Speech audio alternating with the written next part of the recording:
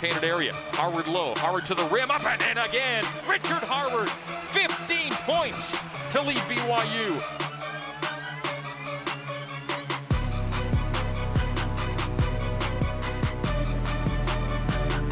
Richard collects it around Carlson, scoop it, score out the window. The reverse layup.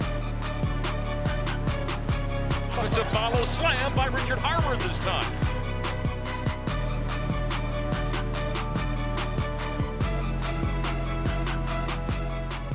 That is Richard Harward on video. We have Richard Harward live joining us now from the BYU Basketball Annex. Richard, how are you? Good. How are you guys going? We're doing all right. First up, it was a conversation piece earlier in the show. I talked with you about it on the bench on the weekend. Let's explain why you just had to get rid of the mustache that we all love so much. Oh my gosh. Sorry. Just watching that clip, I'm so glad I shaved it. That thing looked disgusting. So apparently we're alone in liking it. You had to get rid of it. Yeah, well, I don't know. Like, I got rid of it kind of like two reasons. One, no one's looking to date a dude with a nasty stash. And two, I guess I'm playing better without it. So let's just keep it off for now. It's all good. Let's talk about the relationship you have with Coach Mark Pope and how you've followed him around a little bit, and you've been with him for a few more years than just your years at BYU. Can you explain the relationship and why it's a big part of why you are where you are? Yeah, I always talk about how I lucked out. Like, I originally signed under Coach Hunsaker at UVU, and for whatever reason, he ended up having to leave, and I just lucked out and got Coach Pope, and he kept me on board. And I don't know, just like since then, I've come to see him as like a father figure, like a hero figure in my life. And just like when he moved over to BYU, it was just kind of one of the leading factors of why I chose to come over here and follow him, was just because of how much I look up to him and all the other coaches. And Coach Pope, I asked you earlier about a different player, where BYU be without that player. Richard brings something pretty unique to your program too. Yeah, I've never had a player that didn't set foot on the court 1 second for an entire season and probably changed the whole trajectory of our season. And that's what Rich did for us last year. And then now he's having this incredible impact in our locker room and in our practices and on the playing floor.